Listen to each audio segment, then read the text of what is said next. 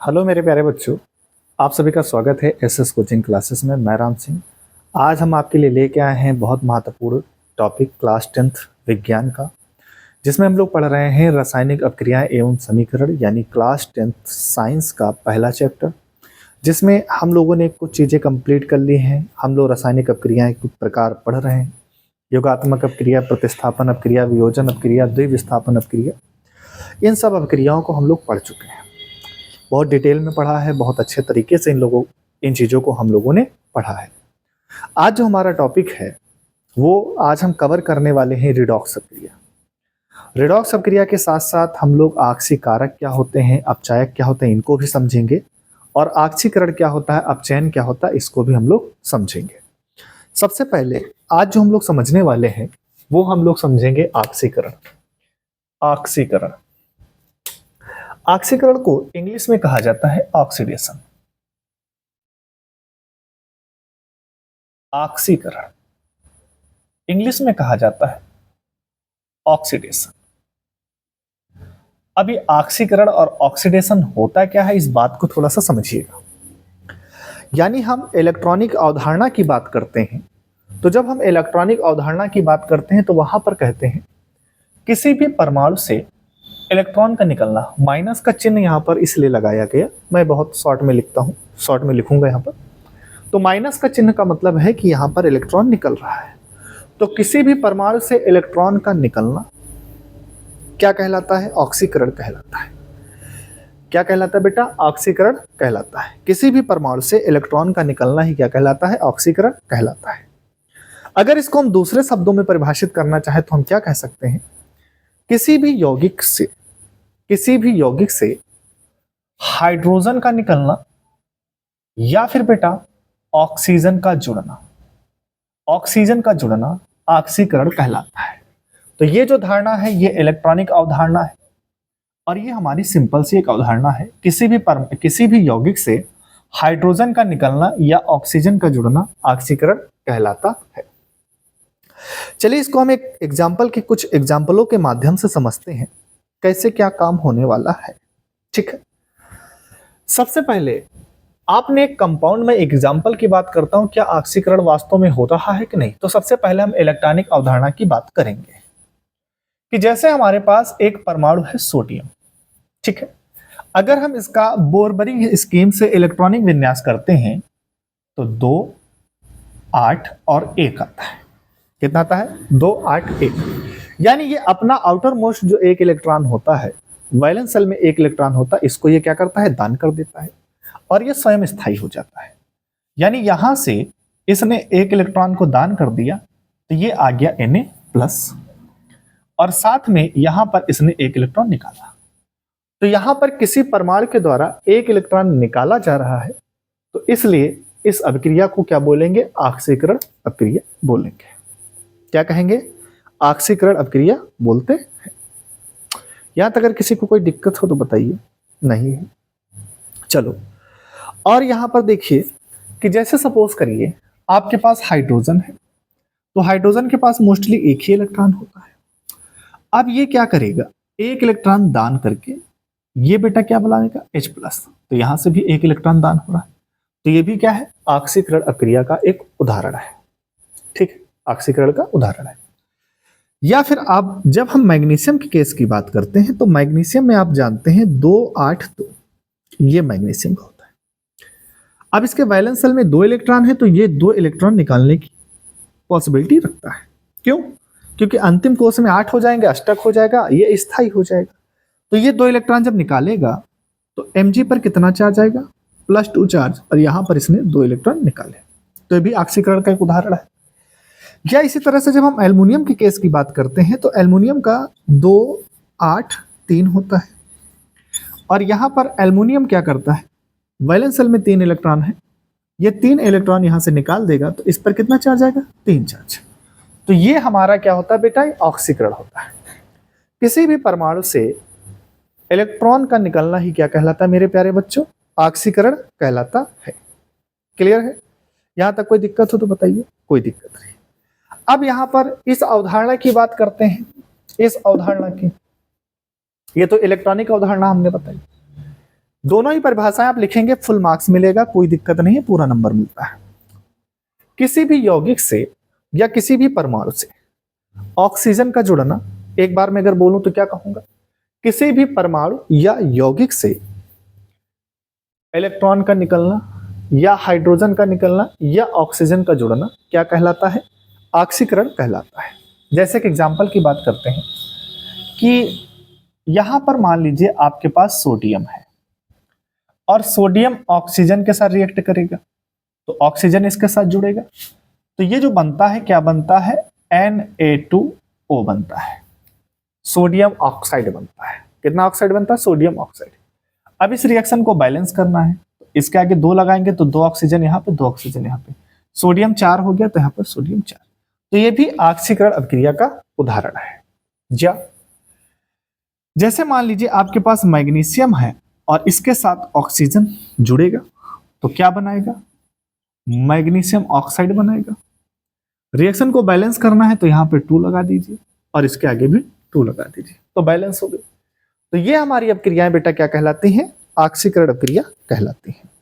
ठीक है, इतनी बात समझ में आ गई, इसको जल्दी से नोट कर लीजिए। अब हम बेटा बात करेंगे रिडक्शन की, यानी अपचयन की। तो यहां पर देखिए, ये हमने अपचयन डाला और अपचयन को इंग्लिश में कहा जाता है रिडक्शन।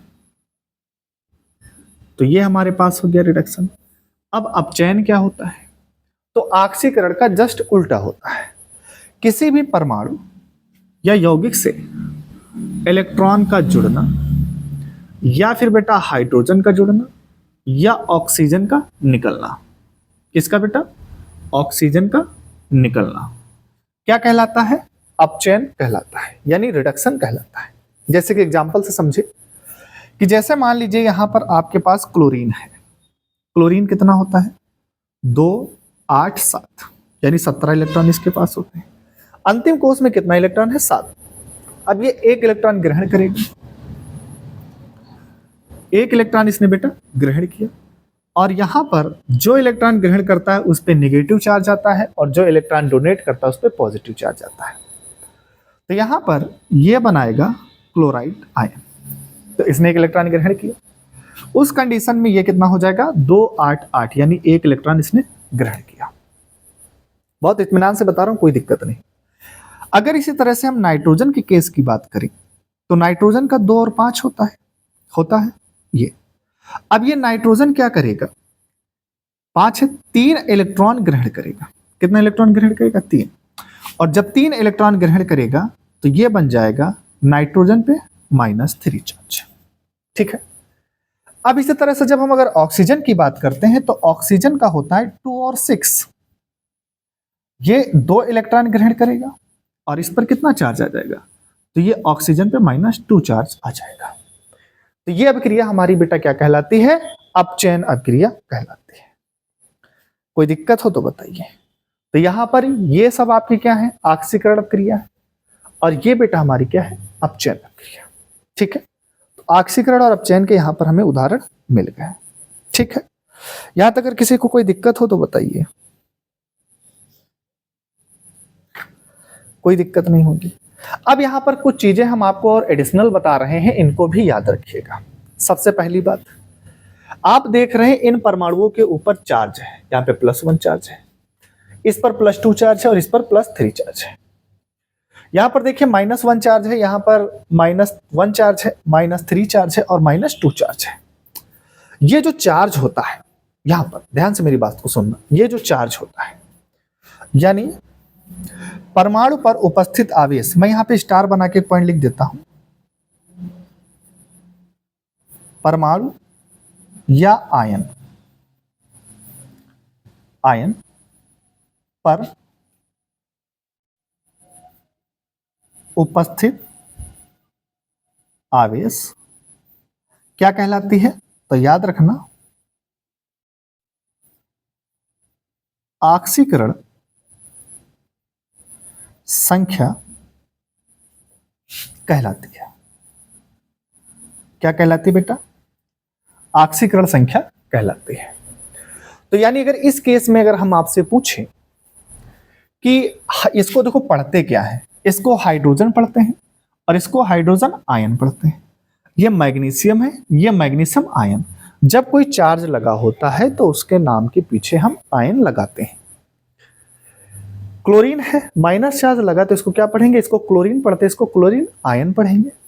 ये नाइट्रोजन है और ये नाइट्रोजन आयन है। ये ऑक्सीजन है और ये क्या है, ऑक्सीजन आयन है। ठीक है, इतनी बात बेटा समझ में आ गई। अब इस ऑक्सीकरण संख्या के आधार पर भी हम लोग कुछ बातों को यानी ऑक्सीकरण और अपचयन को समझा सकते हैं। कैसे समझाएंगे, चलिए इसका स्क्रीनशॉट लीजिए, फिर हम आपको बताते हैं कैसे समझाना है। ठीक, अब यहां पर ध्यान से देखिए, ऑक्सीकरण संख्या के आधार पर भी हम क्या कर सकते हैं,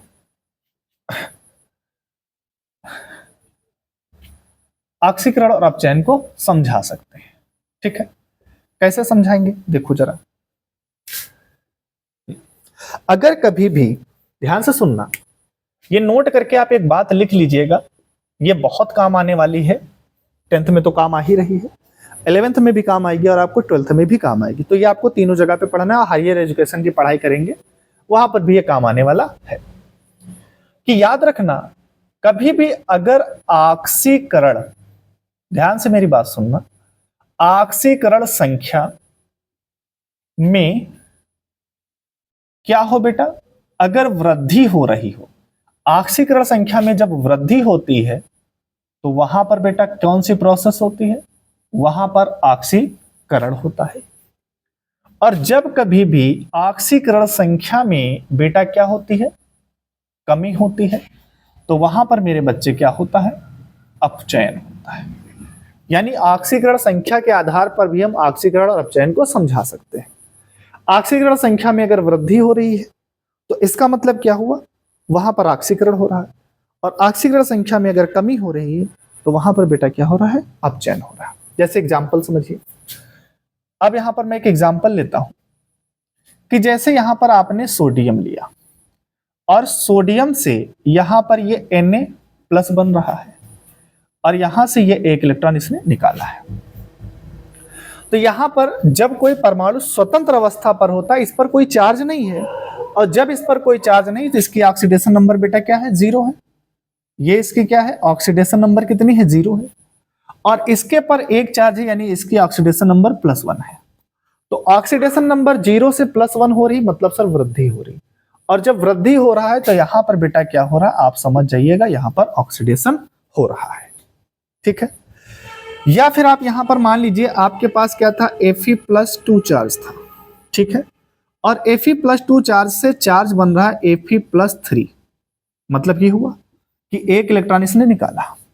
तो ऑक्सीकरण संख्या में कमी हो रही है, वृद्धि हो रही है, तो आप कहेंगे सर वृद्धि 2 से 3 हो रही, तो मतलब क्या हुआ, ऑक्सीडेशन हुआ। या फिर मान लीजिए यहीं पर आपके पास Sn+2 है और यहां पर Sn+2 से Sn+4 बन रहा है, मतलब 2+ इलेक्ट्रॉन था, 2 इलेक्ट्रॉन और निकाल दिए, तो मतलब कितना इलेक्ट्रॉन निकाला, 2, तो चार्ज कितना हो गया, +4। तो ऑक्सीकरण संख्या में वृद्धि हो रही है, तो दैट मीन्स ये भी क्या है, ऑक्सीडेशन है। ठीक है, ये क्या है मेरे प्यारे बच्चों, ऑक्सीडेशन है। यहां तक कोई दिक्कत हो आप बताइए, ये हमारी क्या है बेटा, यहां पर ऑक्सीडेशन है। ठीक है, अब सोचो जरा, अगर Fe+2 था, एक इलेक्ट्रॉन निकाल दिया और, तो Fe+3 हो गया। ठीक है, इतनी बात समझ में आ गई। अगर सोचो यहीं से हम ये बात करें कि मान लीजिए H+ था और इसने एक इलेक्ट्रॉन ग्रहण किया और यहां पर अब ये H बन गया। ठीक है, हाइड्रोजन परमाणु है।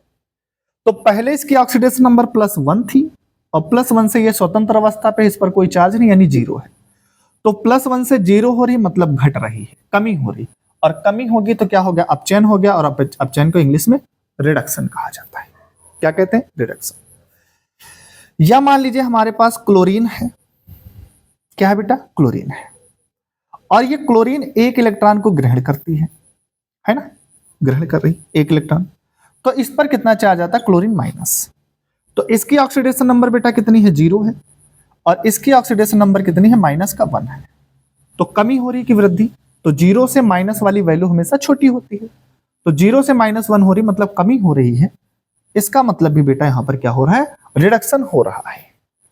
यह समझना बहुत जरूरी है कि ऑक्सीडेशन हो रहा है कि रिडक्शन हो रहा है, तभी आप समझ पाएंगे आगे चल के रिडॉक्स प्रक्रिया को।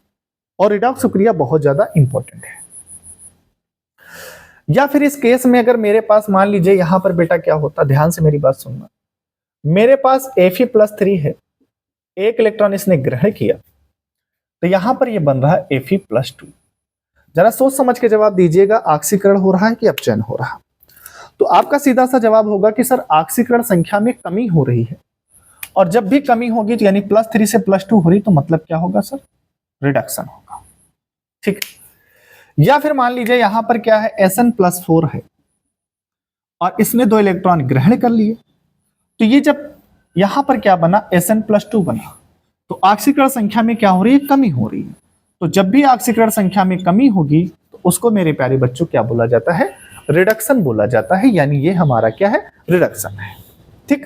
तो इस तरीके से मैंने बहुत ज्यादा कोशिश किया है कि आपको ये समझा सकूं कि ऑक्सीकरण कब हो रहा है, कैसे हो रहा, कैसे पहचानोगे ऑक्सीकरण और अपचयन को पहचानने का हमने आपको तरीका बता दिया। लेकिन अब आपके मन में एक विचार और आना चाहिए कि सर अगर मुझे ये ऑक्सीकरण संख्या आप पहचानेंगे कैसे? Sn पे +4 है, चार्ज लगा हुआ आवेश से हम पहचानेंगे। लेकिन अगर किसी भी कंपाउंड के अंदर किसी की ऑक्सीकरण संख्या हमें निकालनी हो, कि जैसे मान लीजिए हमारे पास यहां पर H2SO4 है, अब H2SO4 में सल्फर की ऑक्सीडेशन नंबर कितनी है ये हमको पहचानना है। किस तरीके से निकालेंगे? तो अब हम लोग सीखेंगे ऑक्सीकरण संख्या को निकालना। तो इसका जल्दी से स्क्रीनशॉट ले लीजिए।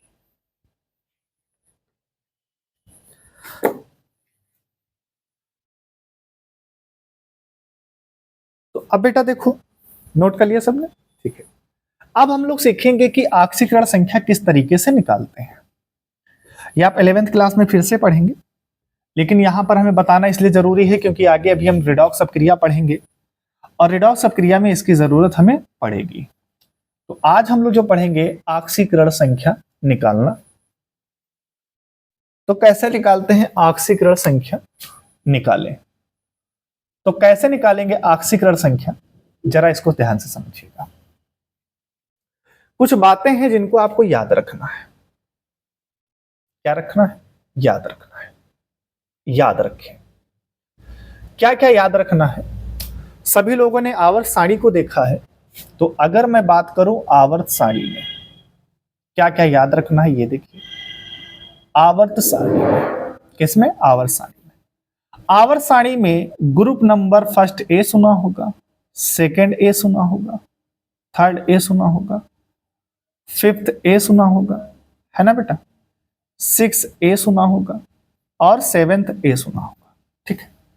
याद रखना, जो फर्स्ट ए के एलिमेंट्स होते हैं, फर्स्ट ए की एलिमेंट्स, उन सभी एलिमेंट्स की ऑक्सीडेशन नंबर +1 होती है। ठीक है। प्लस सेकंड ए के जो एलिमेंट्स होते हैं सबके ऑक्सीडेशन नंबर +2, थर्ड ए के एलिमेंट्स जो होते हैं सबके ऑक्सीडेशन नंबर +3, फिफ्थ ए के जो एलिमेंट्स होते हैं सबके ऑक्सीडेशन नंबर -3, 6 ए के एलिमेंट्स जो होते हैं सबके ऑक्सीडेशन नंबर -2 और 7th ए के जो एलिमेंट्स होते हैं सबके ऑक्सीडेशन नंबर -1 होती है। अब मन में विचार ये आ रहा होगा, अगर आपके पास आवर्त सारणी है तो आप वहां पे देखेंगे कि फर्स्ट में एलिमेंट्स होते हैं हमारे लिए ना कर रब से फरियाद, मतलब हमारे हाइड्रोजन है, लिथियम है, सोडियम है, पोटेशियम है, रुबिडियम है और ये सीजियम है। तो ये सारे एलिमेंट्स है, इनके सबकी ऑक्सीडेशन नंबर कितनी होगी? +1 होगी। ठीक है। अब इनको कैसे याद करेंगे सेकेंड एलिमेंट के? हालांकि इसका वीडियो पड़ा हुआ आवाज सारणी वाला, आप वहां पे देखिए, हमने याद करने का तरीका बहुत बढ़िया लिखाया।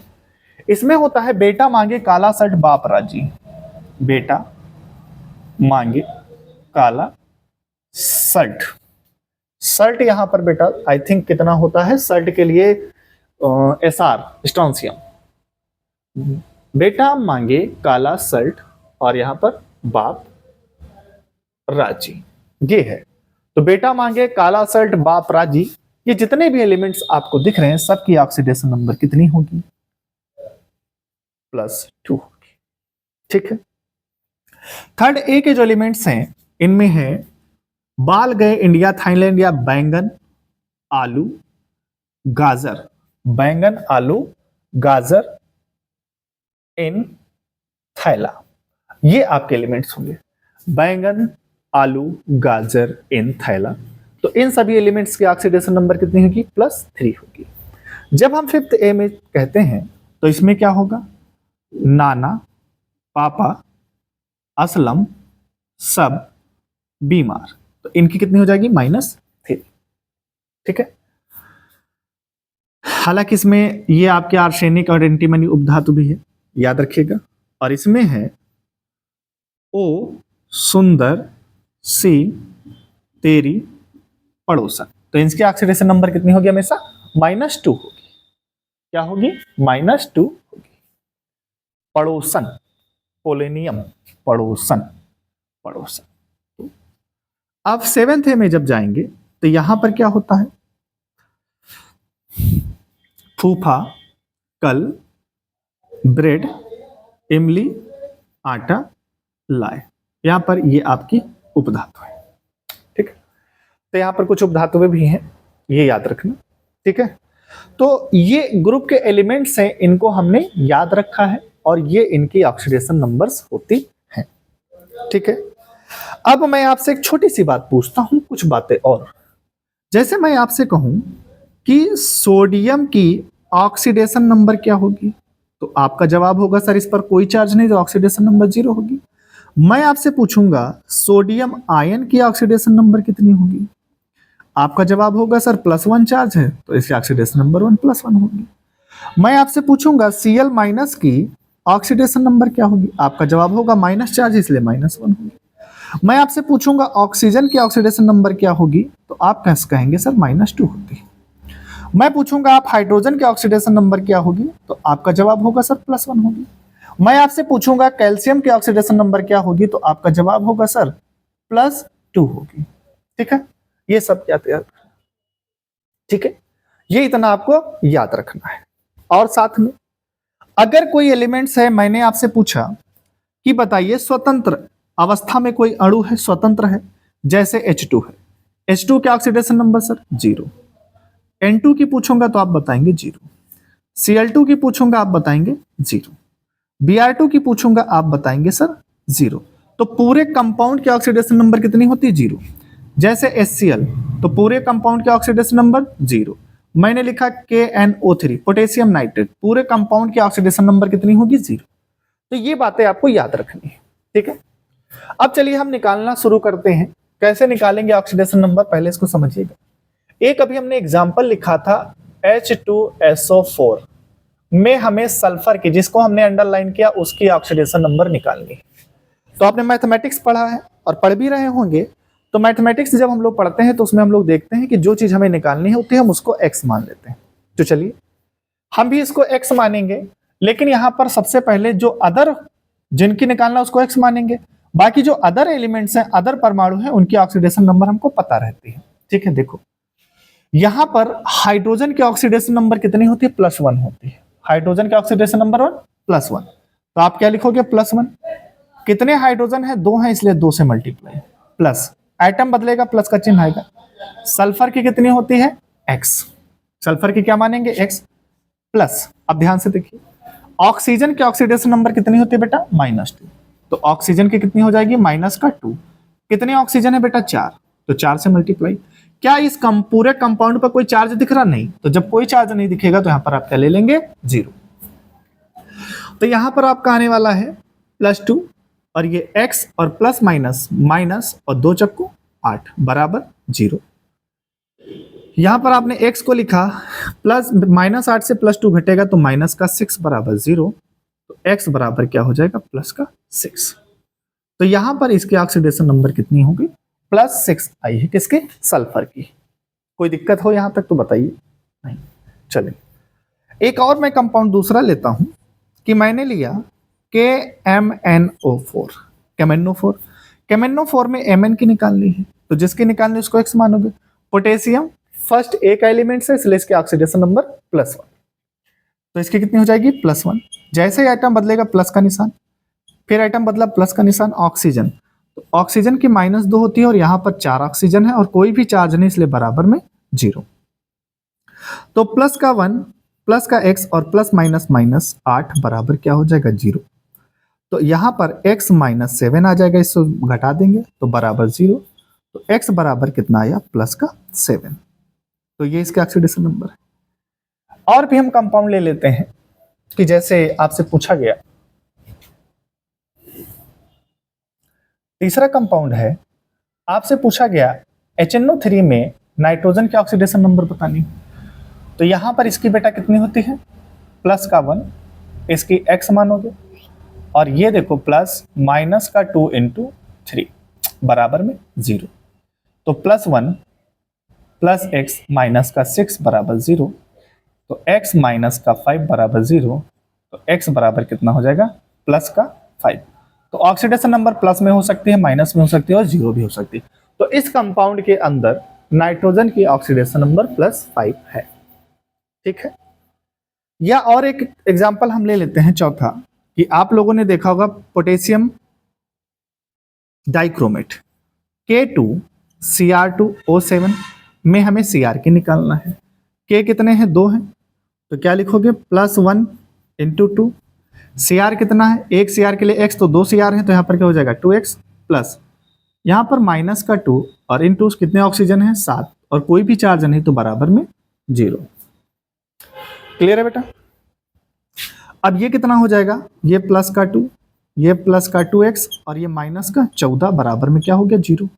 इससे इसको घटाओगे तो प्लस का 2x माइनस का 12 बराबर 0। इसको उधर ट्रांसफर कर दीजिए, तो प्लस का 12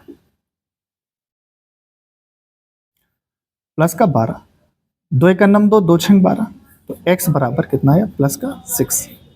तो यहां पर इसकी ऑक्सीडेशन नंबर कितनी हो जाएगी +6 हो जाएगी। तो किसी भी कंपाउंड की अगर आपको ऑक्सीडेशन नंबर निकालनी है तो आप बेटा इस तरीके से निकाल सकते हैं। ठीक है। तो यहां पर हमने आपको समझाने की कोशिश किया है। अगर ये डाटा आपका तैयार रहता है तो आप किसी भी एलिमेंट्स की, कंपाउंड के अंदर किसी भी एलिमेंट्स की, किसी भी परमाणु की अगर ऑक्सीडेशन नंबर निकालना चाहें तो बहुत आसानी से आप निकाल सकते हैं। ठीक है। तो इसका बेटा जल्दी से स्क्रीनशॉट ले लीजिए आप।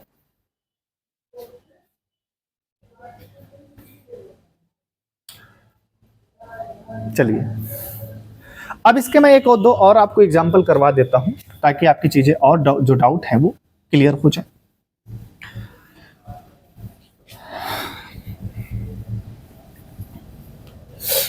जैसे आपसे एक कंपाउंड लिया गया NaCl, NaCl में सोडियम के ऑक्सीडेशन नंबर आपसे पूछी गई, तो जिसके निकालने उसको x मानोगे प्लस, और क्लोरीन की -1 होती, कोई भी चार्ज नहीं, बराबर में 0। तो x बराबर +-1 बराबर क्या हो जाएगा 0। तो x बराबर प्लस का 1। तो सोडियम की ऑक्सीडेशन नंबर कितनी हुई +1 आ गई। क्लियर है। या फिर और भी हम कंपाउंड ले सकते हैं कि जैसे, चलो मैं दूसरा ले लेता हूं HCl, और HCl में मुझे Cl के ऑक्सीडेशन नंबर बतानी, तो इसकी +1 और प्लस Cl की निकालना, इसको x मान लो, बराबर में क्या रहेगा 0, क्योंकि कोई चार्ज है नहीं। तो x बराबर ये उधर चला जाएगा तो -1। तो क्लोरीन के ऑक्सीडेशन नंबर कितनी होगी -1। ठीक है। अब जैसे हमने यहाँ पे लिखा NH4+, NH4+ में नाइट्रोजन के ऑक्सीडेशन नंबर हमको बतानी है। चलो, तो नाइट्रोजन की x हो जाएगी, और यहाँ पर हाइड्रोजन की +1 होती, कितने हाइड्रोजन है 4, और बराबर इस पे देखो चार्ज प्लस का लगा है तो +1। ठीक है। अब यहां पर देखिए x +4 बराबर बेटा कितना है प्लस का 1। इसको इधर ट्रांसफर करेंगे तो a +1 माइनस का 3, तो x बराबर -3। ठीक है। और एक दो उदाहरण देख लेते हैं। जैसे SO4-2 में सल्फर की ऑक्सीडेशन नंबर पता करनी, तो इसकी x मानोगे, प्लस ऑक्सीजन की -2 होते, 4 ऑक्सीजन है तो 4 से मल्टीप्लाई, इस पर चार्ज कितना है -2, तो यहाँ पर -2 चार्ज आप लिख देंगे। जितना चार्ज होता बराबर के उधर लिखते हैं, कोई चार्ज नहीं तो 0, जो भी चार्ज अगर प्लस में है तो प्लस में लिखिए जितना है, माइनस में जितना चार्ज है माइनस में लिखिए। तो x बराबर कितना हो जाएगा, ये -8 बराबर -2। इसको इधर ट्रांसफर कर दीजिए, तो माइनस का 2 इंटू प्लस 8, माइनस है तो प्लस हो जाएगा, तो x बराबर प्लस का 6। तो SO4 सल्फेट आयन के अंदर सल्फर की ऑक्सीडेशन नंबर कितनी है? +6 है। तो इस तरीके से आप किसी भी कंपाउंड का ऑक्सीडेशन नंबर निकाल सकते हैं। स्क्रीनशॉट बेटा ले लीजिए इसका जल्दी से। चलिए, इतना अगर समझ गए हैं तो अब हमें रिडॉक्स अपक्रिया को समझने में कोई तकलीफ नहीं होने वाली है। रिडॉक्स अपक्रिया को समझना बहुत जरूरी है, क्योंकि यहां पर क्वेश्चंस आता है अपक्रिया पहचानने के लिए। पहचानिए कि निम्न रिडॉक्स अपक्रिया है या नहीं है। तो रिडॉक्स अपक्रिया आपको हम समझाते हैं कि रिडॉक्स अपक्रिया क्या होती है, यानी ऐसी अपक्रिया जिसमें ऑक्सीकरण और अपचयन साथ साथ होता है, तो ऐसी अपक्रियाओं को हम लोग बेटा क्या कहते हैं? रिडॉक्स अपक्रिया कहते हैं। तो ऐसी अपक्रियाएं जिनमें ऑक्सीकरण और अपचयन बेटा क्या होता है? साथ साथ होता है, ऐसी अपक्रियाओं को बेटा हम लोग क्या कहते हैं? रिडॉक्स अपक्रिया कहते हैं। तो अब यहां पर हम लोग बेटा हेडिंग लगाएंगे रिडॉक्स अपक्रिया, ठीक है। नाम से ही इसका है, नाम लिख देता हूं पहले, रिडॉक्स, रिडॉक्स अभिक्रिया इंपॉर्टेंट है। इंग्लिश में इसको बोला जाता है रिडॉक्स। आरसीएन का मतलब रिएक्शन है, रिडॉक्स रिएक्शन, शॉर्ट में लिखता हूं मैं रिएक्शन। अगर मैं इस रिडॉक्स शब्द को तोड़ूं तो ये हमारे पास है रिडॉक्स। अगर मैं इसको तोड़ूं तो ये दो शब्दों में टूटेगा, एक तो टूटेगा रेड और प्लस एक टूटेगा ऑक्स। रेड का मतलब होता है रिडक्शन, जिसको हम लोग बेटा क्या कहते हैं? अपचयन। ऑक्स का मतलब होता है बेटा ऑक्सीडेशन, जिसको हम लोग बेटा क्या कहते हैं? ऑक्सीकरण। तो रिडॉक्स के नाम से ही पता चल रहा है कि ऑक्सीकरण और अपचयन दोनों देखने को मिलते हैं रिडॉक्स रिएक्शन में। यानी ऐसी अपक्रिया जिसमें ऑक्सीकरण और अपचयन साथ साथ होता है, ऐसी अपक्रियाओं को हम लोग क्या कहते हैं? रिडॉक्स अपक्रिया कहते हैं, ठीक है। तो ये इसकी परिभाषा लिख लीजिएगा। अब ऐसे ही हम एक कोई रिएक्शन लिखते हैं और उसको समझते हैं, क्या इसमें ऑक्सीकरण हो रहा है कि अपचयन हो रहा है रिडॉक्स अपक्रिया का। एक उदाहरण की अगर हम बात करें तो अगर मैं यहां पर H2 ले लूं और यहां पर Cl2 ले लूं, ठीक है। H2 लिया मैंने, Cl2 लिया, और यहां पर ये रिएक्शन हमने लिखी और इधर हमारे पास मिल रहा है 2HCl, ये बन रहा है, ठीक है। अब यहां पर देखिए हाइड्रोजन, देखो सेम आइटम में चेक किया जाता है। यहां पे हाइड्रोजन चेक करोगे तो यहां पे हाइड्रोजन को देखोगे, यहां पे आप क्लोरीन देख रहे हो तो यहां पर भी क्लोरीन। तो सेम आइटम में ही हम लोग देखेंगे वृद्धि हो रही, कमी हो रही। हाइड्रोजन की स्वतंत्र अवस्था में ऑक्सीकरण संख्या है 0, क्योंकि कोई कंपाउंड नहीं लगा है, तो H2 की ऑक्सीकरण संख्या 0। इसी तरह से Cl2 की भी ऑक्सीकरण संख्या 0 होती है। अगर यहां पर से आप देखेंगे तो हाइड्रोजन +1 चार्ज बनाता है और क्लोरीन -1 चार्ज बनाता है। तो ऑक्सीजन की प्लस, हाइड्रोजन की +1 है और क्लोरीन की -1 है। अगर हम क्लोरीन से क्लोरीन तक जाएं, ये देखो, तो यहां पर बेटा क्या हो रही है? कमी हो रही है। ऑक्सीकरण संख्या 0 से -1 हो रही है, मतलब बेटा क्या हो रही है? कमी। और जब कमी होती है तो यहां पर बेटा क्या हो रहा है? इसका अपचयन हो रहा है। क्या हो रहा है? अपचयन हो रहा है। और यहां पर 0 से, ध्यान से देखो, 0 से +1 हो रही है। 0 से बेटा कितनी हो रही है? +1 हो रही है। 0 से +1 हो रही है, मतलब बेटा यहां पर क्या हो रही है? वृद्धि हो रही है। और जब वृद्धि होती है तो उसको हम लोग बेटा कहते हैं ऑक्सीकरण। तो एक ही अभिक्रिया के अंदर देखिए अपचयन भी हो रहा है और ऑक्सीकरण भी हो रहा है। तो ऐसी अभिक्रियाएं जिनमें ऑक्सीकरण और अपचयन साथ साथ होता है, इनको हम लोग बेटा क्या कहते हैं? रिडॉक्स अभिक्रिया कहते हैं। कौन सी अभिक्रिया कहते हैं बेटा? रिडॉक्स अभिक्रिया कहते हैं। तो ये बात आपको समझ में आई होगी, ये हमने आपको समझाया है रिडॉक्स अभिक्रिया।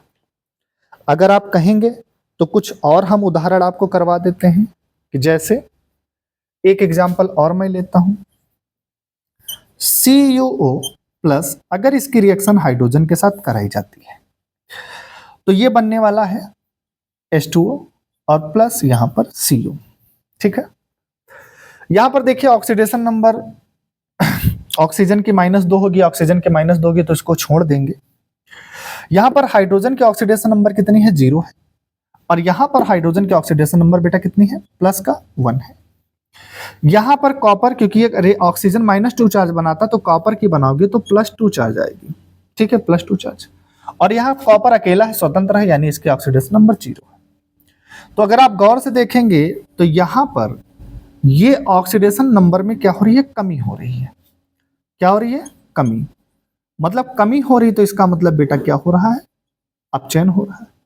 और यहां पर देखिए हाइड्रोजन की ऑक्सीकरण संख्या में क्या हो रही है, वृद्धि हो रही है।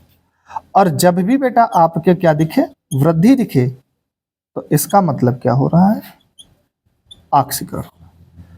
तो ये अपचयन है और ये क्या है, ऑक्सीकरण है।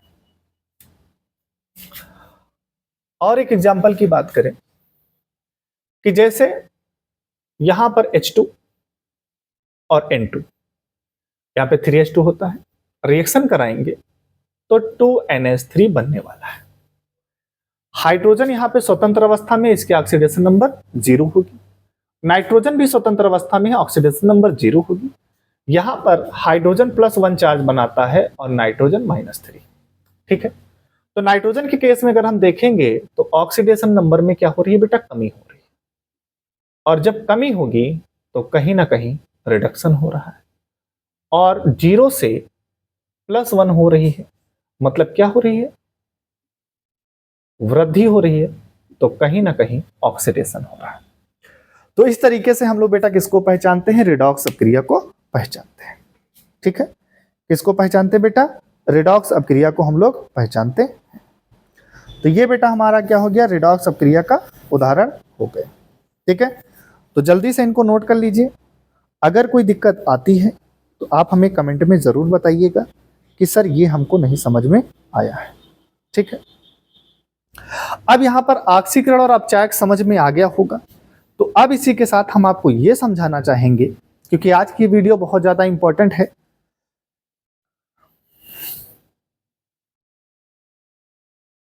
और इस अपक्रिया में, यानी इसमें हम एक और आपको टॉपिक साथ में पढ़ाना चाहेंगे ताकि समझ में आ जाए। आपसे क्वेश्चन ये आता है कि एक और क्वेश्चन पूछा जाता है कि ऑक्सीकारक और ऑक्सीकारक और अपचायक क्या होते हैं।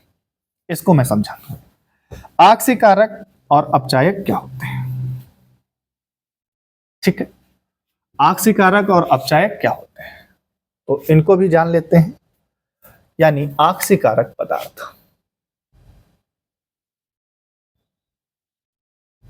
ऑक्सीकारक पदार्थ यानी ऑक्सीडाइजिंग डेशन एजेंट, ऑक्सीडाइजिंग एजेंट।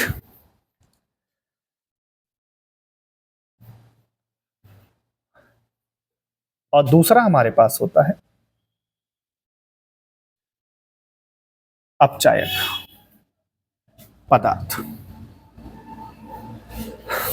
कारक, ऑक्सीकारक और अपचायक पदार्थ।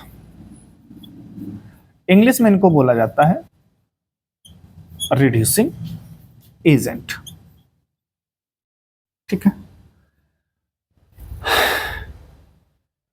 ऑक्सीकारक पदार्थ और अपचायक पदार्थ क्या होते हैं, इनको भी थोड़ा सा समझना होगा। यानी ऐसे पदार्थ, ध्यान से मेरी बात सुनना, ऐसे पदार्थ जो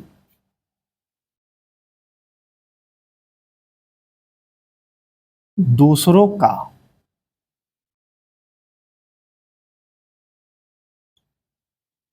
ऑक्सीकरण करते हैं, दूसरों का ऑक्सीकरण करते हैं, परंतु स्वयं का अपचयन होता है। यानी ऑक्सीकारक क्या होंगे, ऑक्सीकारक ऐसे पदार्थ होते हैं जो दूसरों का ऑक्सीकरण करते हैं परंतु उनका स्वयं का अपचयन होता है। ऐसे पदार्थों को हम लोग बेटा क्या कहते हैं, ऑक्सीकारक कहते हैं। तो अपचायक क्या होंगे, जस्ट इसी का उल्टा। अपचायक मतलब जो दूसरे का अपचयन करे। तो अपचायक में क्या लिखोगे, जो बेटा क्या करते हैं, दूसरों का अपचयन करते हैं परंतु स्वयं का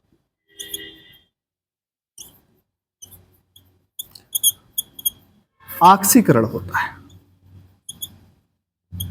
ठीक है, तो ऐसे पदार्थ जो दूसरों का बेटा क्या करते हैं, ऑक्सीकरण करते हैं, परंतु उनका स्वयं का अपचयन होता है, ऐसे पदार्थों को क्या कहा जाता है, जो दूसरों का ऑक्सीकरण करते हैं जिनका स्वयं का अपचयन होता है, ऐसे पदार्थों को ऑक्सीकारक पदार्थ कहा जाता है।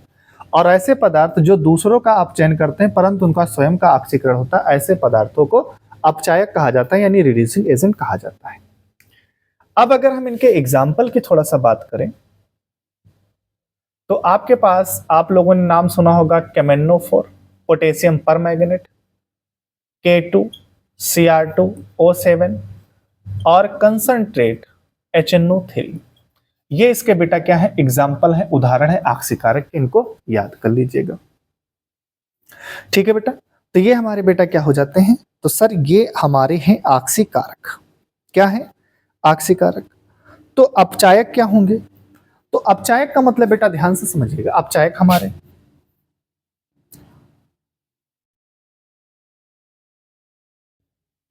आप लोगों ने नाम सुना होगा लिथियम बोरोहाइड्राइड, ये है सोडियम बोरोहाइड्राइड, ये है। और अगर हम निकिल मेटल ले लें, निकिल उत्प्रेरक की उपस्थिति में अगर हाइड्रोजन गैस भी प्रवाहित करें तो ये भी एक अपचायक की तरह ही काम करता है। ठीक है, तो ये बेटा हमारे क्या हो गए, अपचायक पदार्थ हो गए। ठीक है, तो ये हमारे ऑक्सीकारक और अपचायक को भी हमने बेटा यहाँ पर आपको समझाने की कोशिश की है, और उम्मीद करता हूँ सारे बच्चों को समझ में आया होगा। और इसके बाद जो हमारी क्लास 10 रासायनिक अपक्रिया एवं समीकरण होंगे उनकी लास्ट क्लास होगी, और उस लास्ट क्लास में हम लोग देखेंगे कि हमारे दैनिक जीवन में रासायनिक यानी ऑक्सीकरण अपक्रिया के कुछ उदाहरण हैं, है ना। तो ऑक्सीकरण अपक्रियाओं के प्रभाव को देखना है, जिसमें हम लोग विकृत गंधिकता को पढ़ेंगे, लोहे पर जंग लगना यानी इसको हम लोग रस्टिंग बोलते हैं इंग्लिश में, इसके बारे में पढ़ना, या सॉरी रस्टिंग मतलब जंग लगना, यानी कोरिजन, संक्षारण के बारे में हमको पढ़ना, तो वो हम लोग लास्ट क्लास में पढ़ेंगे। तो ये क्लास आप तैयार कर लीजिएगा, बहुत इंपॉर्टेंट क्लास है, बहुत बेसिक है।